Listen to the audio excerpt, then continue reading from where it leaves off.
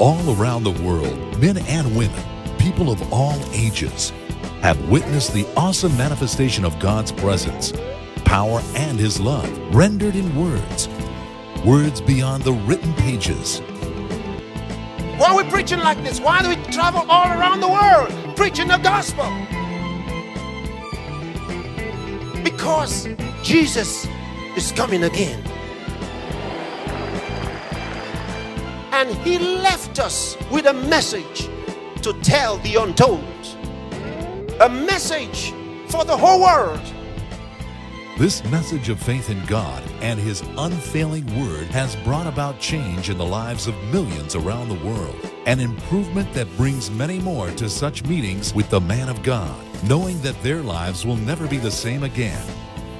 Today we bring you excerpts from a special meeting with our man of God, Pastor Chris. Pastor Chris, worth hearing.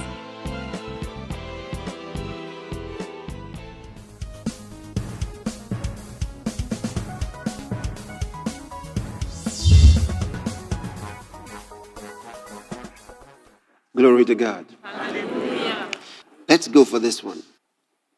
Genesis in chapter number 1. From verse 1. In the beginning, God created the heaven and the earth. And the earth was without form and void. Now, I told you, He obviously didn't create an earth without form and void. No, that's not what He did. Verse 1 tells us He created the heaven and the earth. And verse 2 actually begins something different. They're not connected.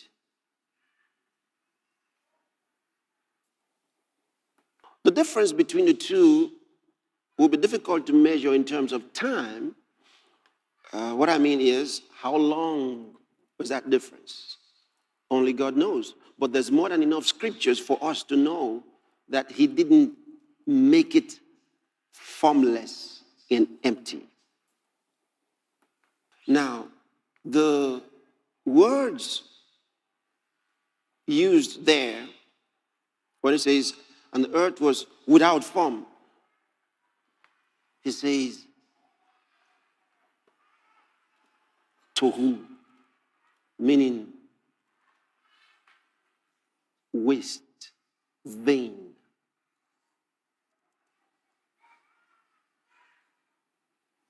So it says, without form. It means waste. It became a waste.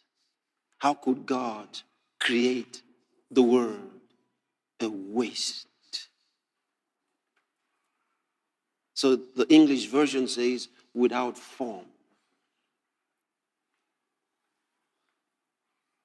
But the word means waste. Like useless, vain. That doesn't sound like that's what God did. Okay. Are we just assuming? Does the Bible actually say so? Emphatically, yes. All right. Isaiah chapter 45. And I want you to go to verse number 18.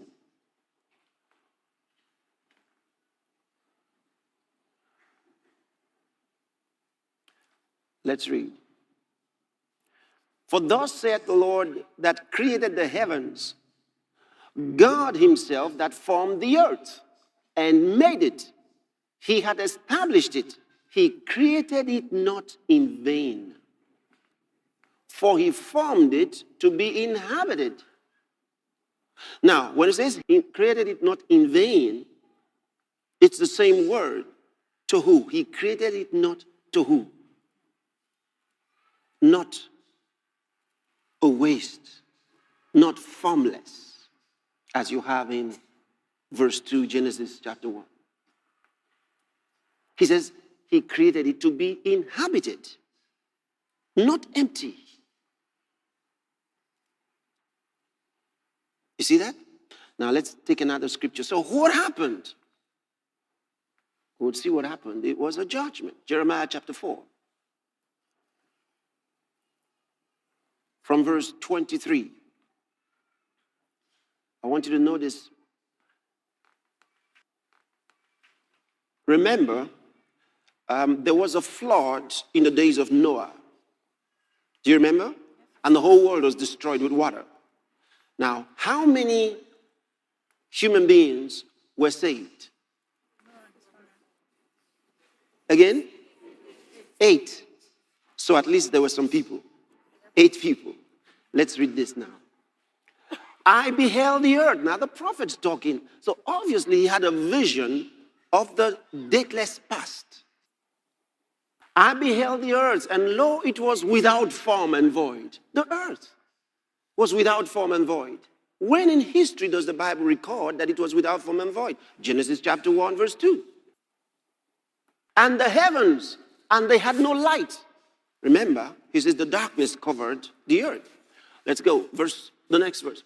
I beheld the mountains, and lo, they trembled, and all the hills moved lightly. What was it telling you? If the mountains trembled. Now, when you study the prophets, you'll find that when God brought forth judgment against the earth, these were the responses. Okay? The presence of God caused the mountains to move. Next verse. He says, I beheld, and lo, there was no man. So definitely this was not the days of Noah, because it says there was no man. And all the birds of the heavens were fled. Now, he didn't say there were no birds. First it says there was no man. And all the birds of the heavens were fled. He means they disappeared. Couldn't find them. So that does say there might have been birds. This looks to me, if it's describing Genesis chapter 1, verse 2, this must be a pre-Adamite world. You see it? Now I told you there were some things that were called into being, and there were some things that were made. Okay, let's go. Next verse. I beheld, and lo, the fruitful place was a wilderness. And all the cities, now don't be deceived by the word cities. The word that's translated cities from the Hebrew doesn't really mean cities the way you think. It just means a place protected, guided, where anybody or anything could use as a shelter. So here, it's rendered cities. So don't start thinking of skyscrapers and tall buildings and so on. So he says, and all the cities thereof were broken down at the presence of the Lord, and by his fierce anger. So it tells us it was a result of judgment. So verse 2, Genesis chapter 1, was a result of judgment. It was not the continuation of verse 1. You get it? All right. So that should be very clear. Now, some of the things that we were looking at yesterday, we'll go back to that Genesis chapter 1. We'll read from verse 1 again and see how these things, how they work. In the beginning, God created the heaven and the earth was without form and void, and darkness. Now, let's look at the elements available here. The earth, there was what? Earth. The earth was without form and void, so there was earth. And darkness was upon the face of the deep. There was darkness. That's number 2. Number 1, earth. Number 2, darkness. And it says, and the Spirit of God moved upon the face of the waters. Now, the Spirit of God was not part of the creation, okay? The Spirit of God was God's presence, okay? That's from God. So you put that on one side, the Spirit of God being present, all right? Then it says, and the Spirit of God moved, hovered, fluttered, means to brood. And the Spirit of God moved upon the face of the waters. So what you have there? Water. So you've got earth, you've got darkness, you've got water. And God said, let there be light. And there was light. God said, let there be light, and there was light. And God saw the light that it was good, and God divided the light from the darkness. Now, this is remarkable because I'm going to show you this.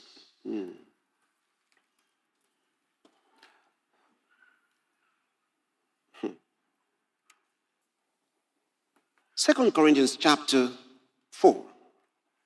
Let's read verse 6. 2 Corinthians chapter 4, verse 6. Read it for me. 1, 2, go.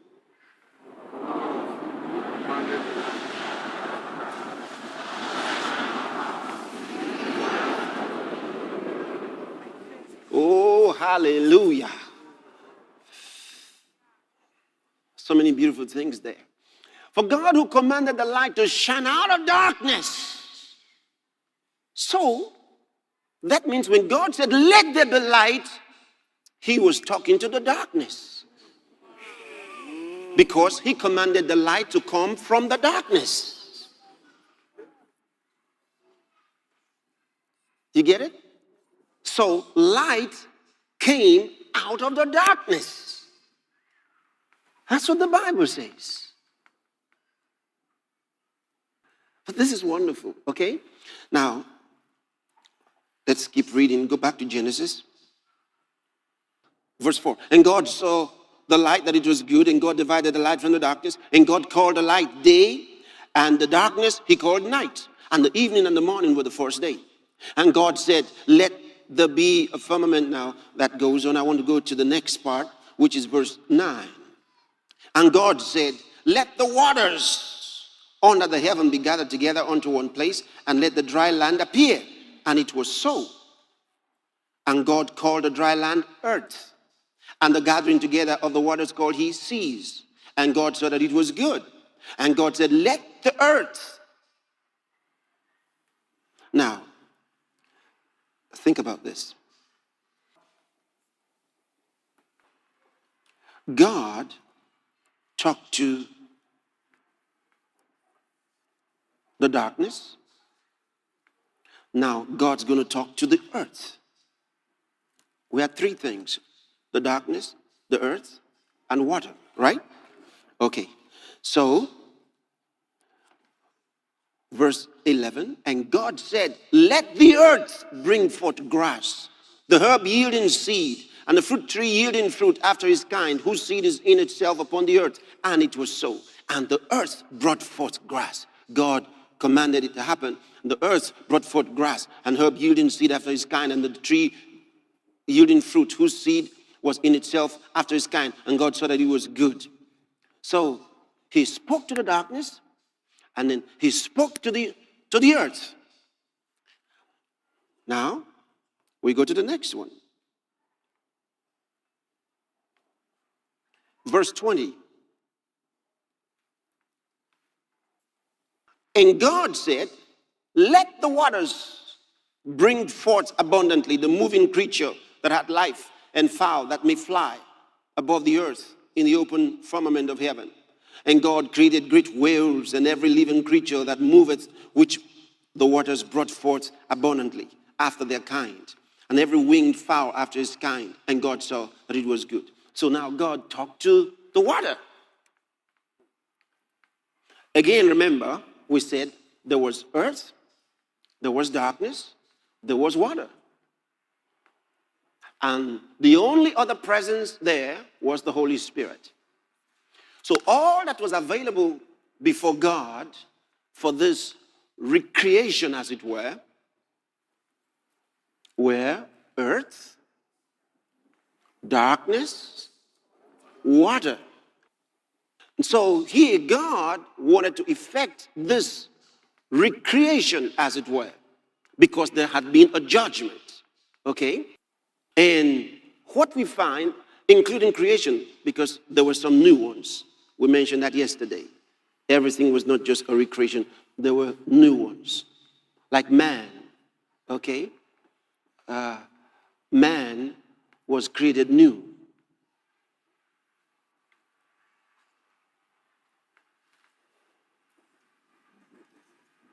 Yeah, because his expression lets us know there was something else that may have been called man before. Because he didn't say, let us make one more animal and call him man. He said, let us make man in our image. So there may have been an animal called man. And this time, God decided man should now be in the image of God. Now, but don't let that distract you. I have a whole series of teaching on that, really. So that's a totally different thing. But somehow, I am sure that when you study the scriptures, you'll come across many of these things. You'll be amazed. They're all there. But the point here we're making is about God using certain principles that are available to us because he made them available to us. Look at what he did. He had earth, he had darkness, he had water. What did he do? He talked to the earth. He talked to the darkness. He talked to the water. And I said, that meant, I said, what was the reason for the talking? What was the reason? Why did God have to talk? Why did he have to talk? Because through talking, he elicited a certain kind of response. Because by talking to those creatures of his, he introduced something. Speech communicated sound. Right? And so, sound has a code. What God did was to introduce the sound code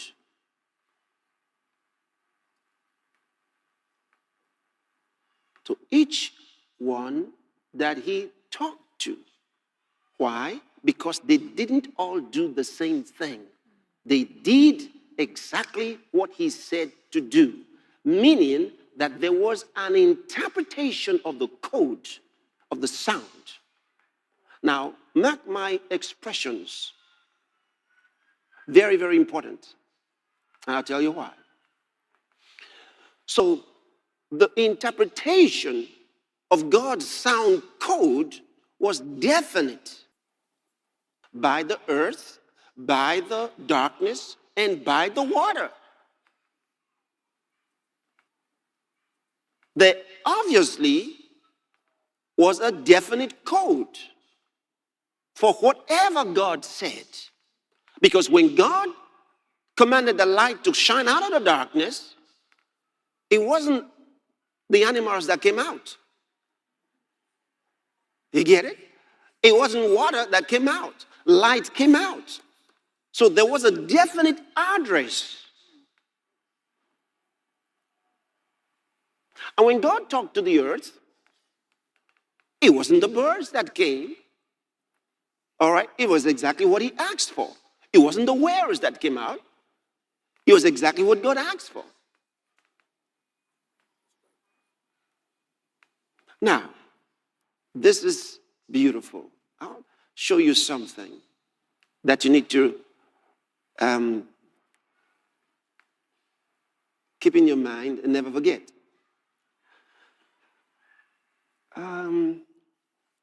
Apart from English, what other language do you speak? Yoruba. You speak Yoruba. Okay. Apart from English, what other language do you speak? Okay, thank you. Both of you come out here. You stand over here. Okay, you stand here.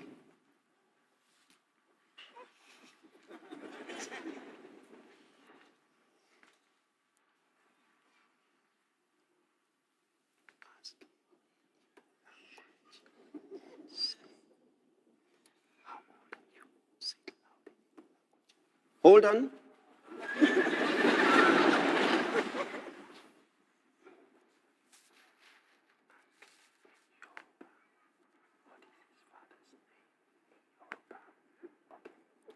Okay, thank you. Aronekedi. Kí lorúkọ bàbá ẹ?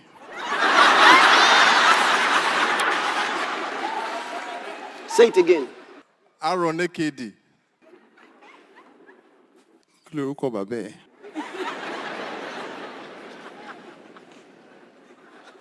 Okay, how many of you heard what he said? Good. How many of you heard what he said? Good. How many here understand both languages and you know exactly what they said? You understand both? Okay. Come and tell us what he said and what his response was. I want you to listen very carefully. Tell us what he said and tell us what his response was. Thank you, Pastor. He said, "How old are you?" Uh-huh. And he said, "What is your father's name?" Did you hear that? Are you surprised at his response? He says, very surprised. Sit down.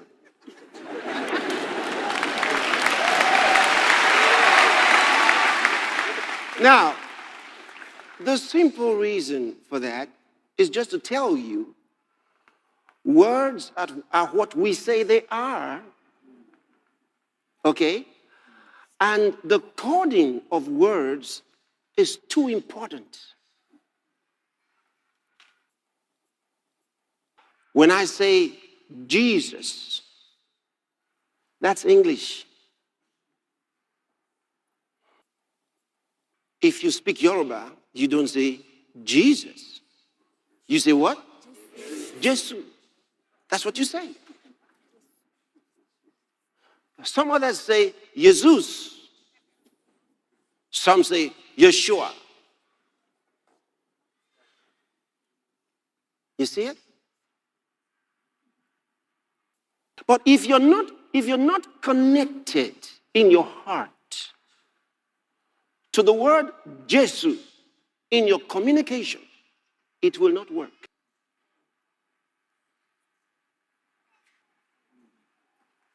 Can you see it? Even though Jesus means Jesus for some people, it may not mean so for you because you don't know what it means.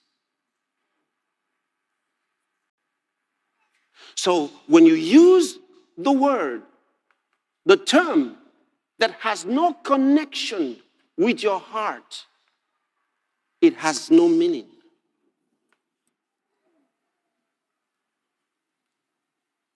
It has no meaning.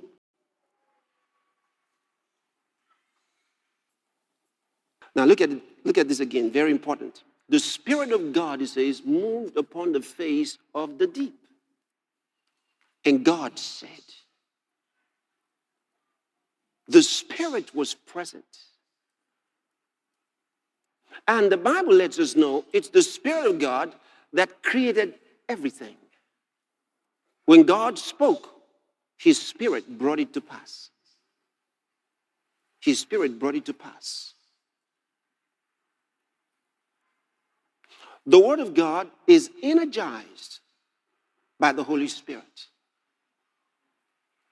Hear it again. The Word of God is energized by the Holy Spirit. The Word of God is given life by the Holy Spirit.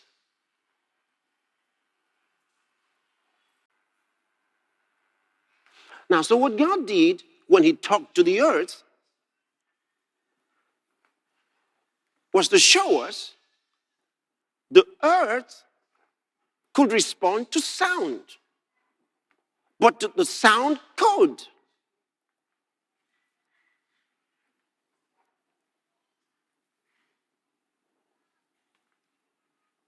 So everything came out, everything in the world came out of 1, earth, 2, darkness, and 3, water. Think about it. That's where it all came from. If that's true, imagine this. If everything came out of earth, water, and darkness, and what God did was to talk to them, it means each one of them could respond to sound.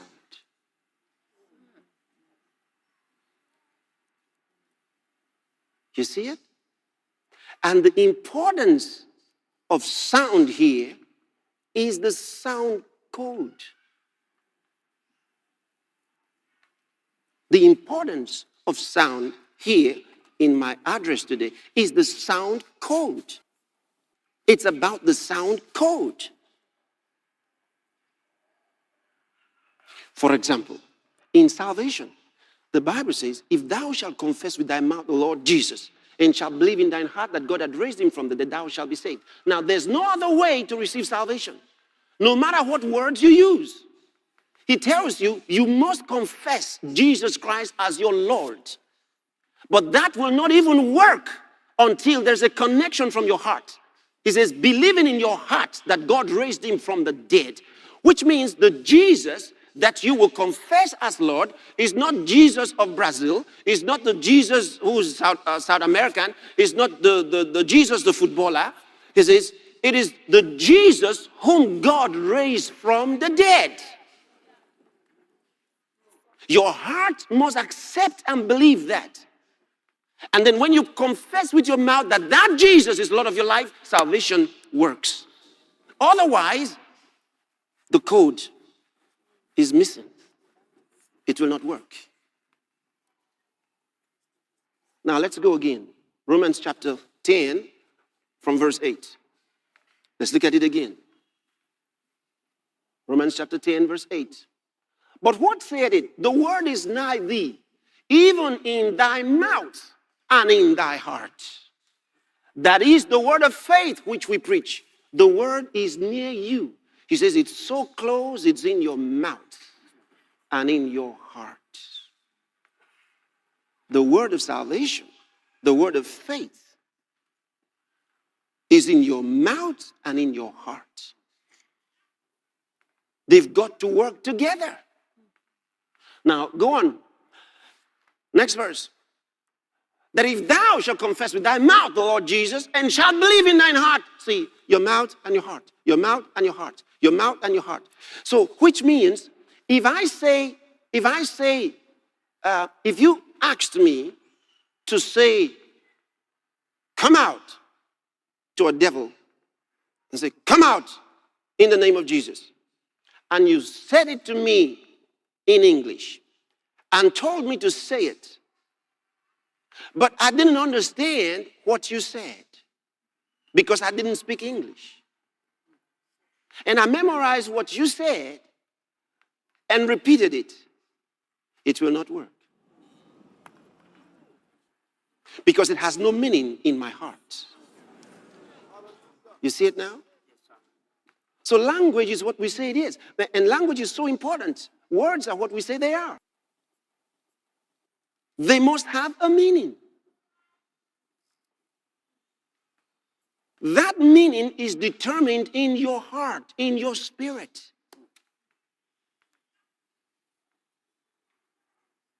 So that's why, even though one makes a confession of the Word of God, until that confession has a real meaning in your spirit, it will not work. Though you're saying what you believe or act in your head. I'm healed, I'm healed. You can say I'm healed 10 times. I'm healed, I'm healed, I'm healed, and you will not come out with any healing. Why? It's not working with your heart. It's got to have meaning in your heart. And notice, once it has meaning in your heart, there's no more doubt. You just know, because it's in your spirit. You just know. And then you've hit the right sound code. You see, from that moment, it works. It produces results. How many of you are following this? You following it? Okay. Now, I said the reason is God already introduced the sound code into creation. So when we speak, we're using codes. The languages were not formed by God. Languages were formed by men. And that's why they can continually be developed by men. But whatever we speak only helps to communicate what we have inside us. So language itself is man-made. What's important is the sound code. That means, what does the sound mean? What is the meaning of the sound? What is the meaning of the sound? If both of us agree between us that means come, nobody else may understand. But when I go, you start coming. Because between us, we have agreed that that means come.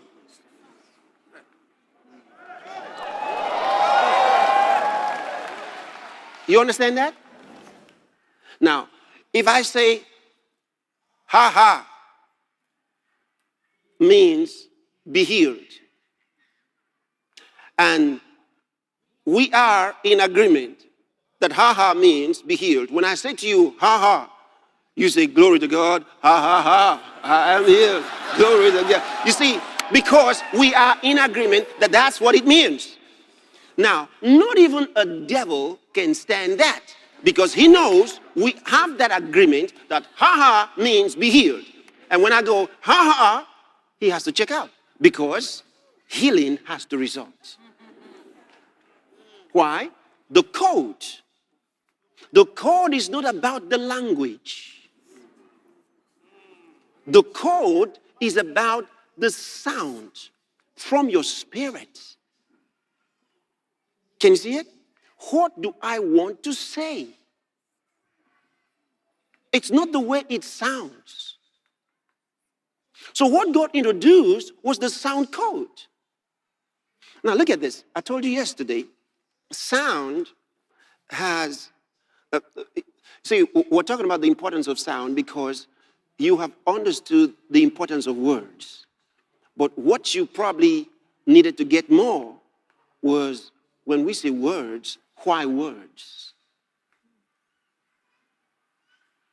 It's about the code. That means it's about what those words actually mean. What the words actually mean. Hallelujah. So he's introduced sound codes into creation because he talked to, by sound communication, to all the elements of creation: earth, darkness, water. So each one of them responded to God,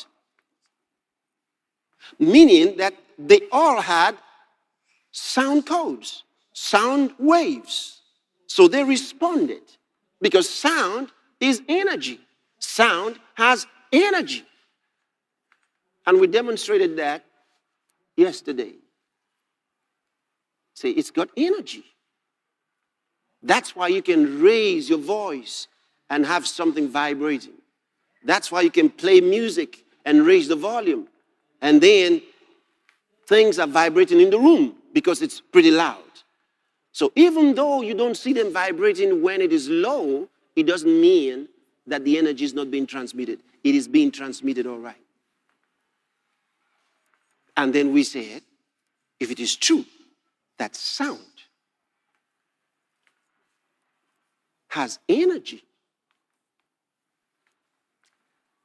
it ultimately means that sound is matter. You see that? That means sound is matter.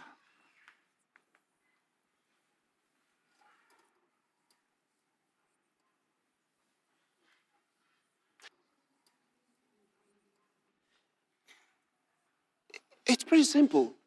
Something was communicated.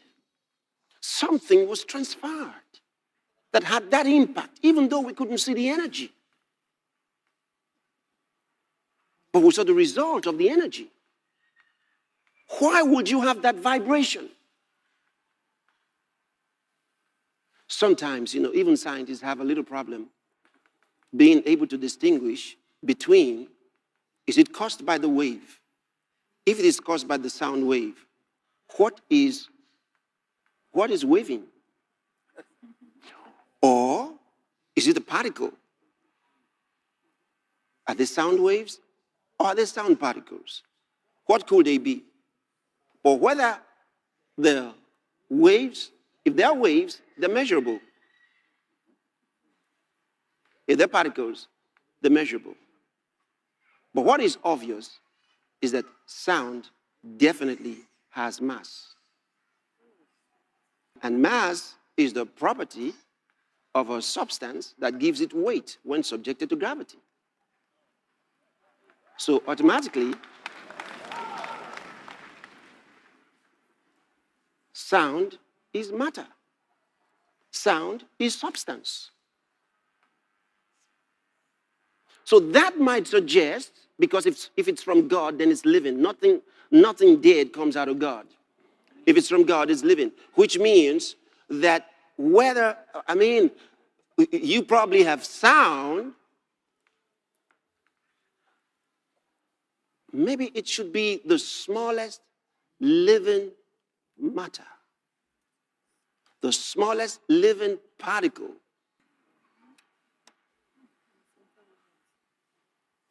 That's amazing because it's in everything. And here's another beautiful thing. It's got memory.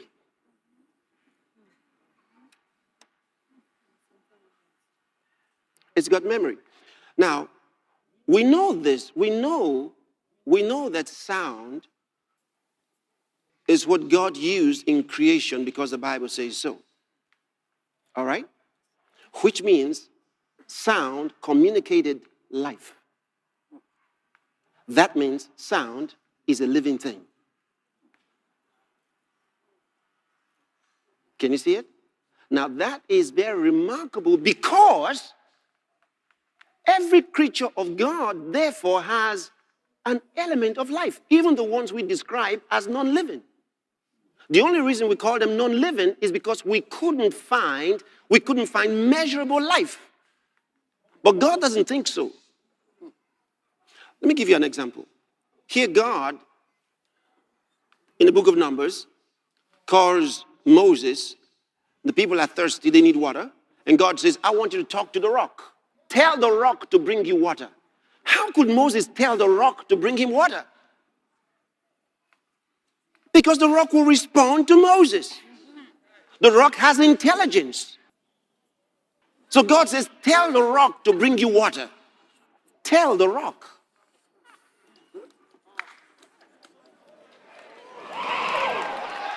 You see it? But we say it's non-living because man doesn't know how to measure life beyond his biological definitions. He's limited. He's limited.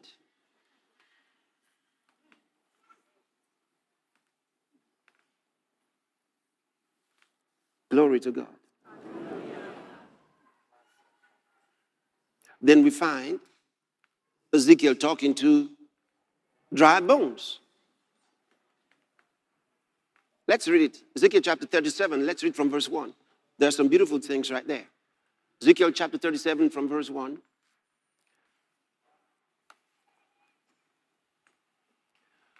The hand of the Lord was upon me and carried me out in the spirit of the Lord. Oh boy, I love this. I want you to notice something. This is remarkable. He says, God carried him in the spirit of the Lord. That tells you we can have Holy Ghost transportation. All right?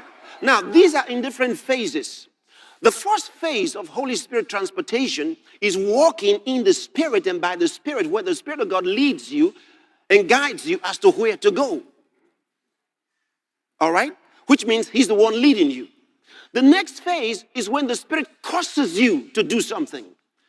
He causes you to go. Now, one, he leads you to go. The next stage is he causes you to go. You suddenly find yourself making moves that you didn't plan, and takes you somewhere, and you arrive by the Spirit. Okay? He gets you to stand up. Like he says, the Spirit set me upon my feet. I wasn't planning on getting up, but he set me on my feet. And the third one is when the Holy Spirit literally transports you, takes you away from a certain position to another location.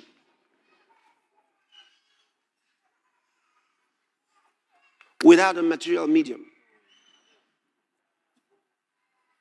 That's marvelous. So, he's dealing with this now. He says, the hand of the Lord was upon me and carried me out in the spirit of the Lord and set me down. Look at that.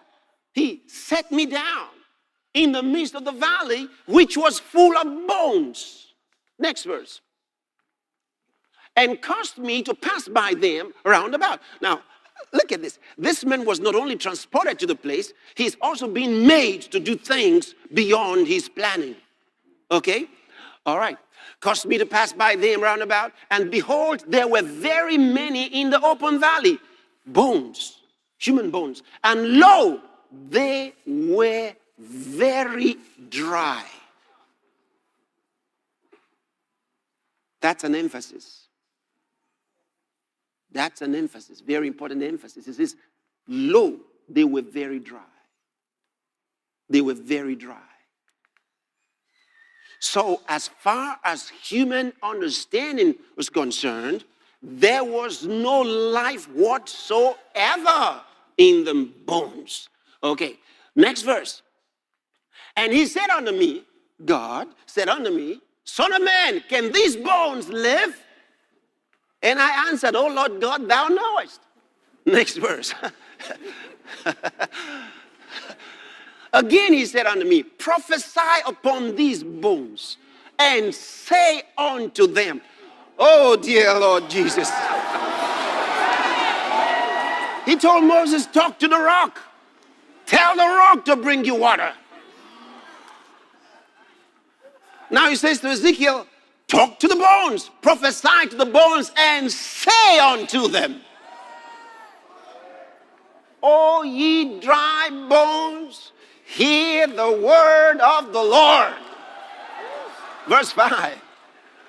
Thus saith the Lord God unto these bones, behold, I will cause breath to enter into you, and ye shall live.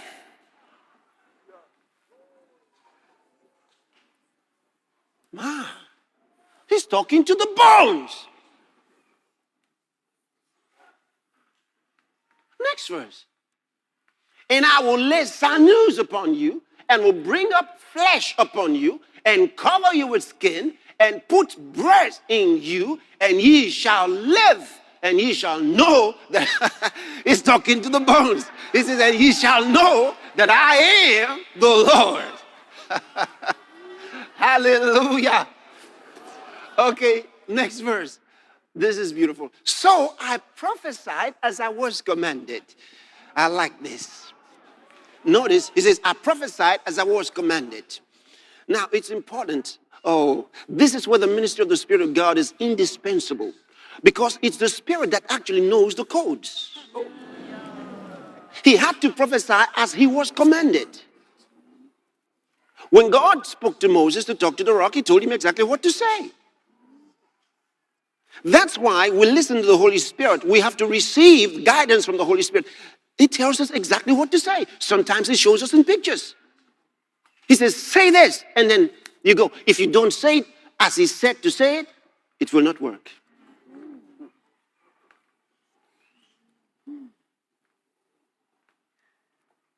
So you see why your fellowship with the Holy Spirit is so important. You would find timing, the accuracy of timing, the accuracy of communication when you're in fellowship with the Holy Spirit.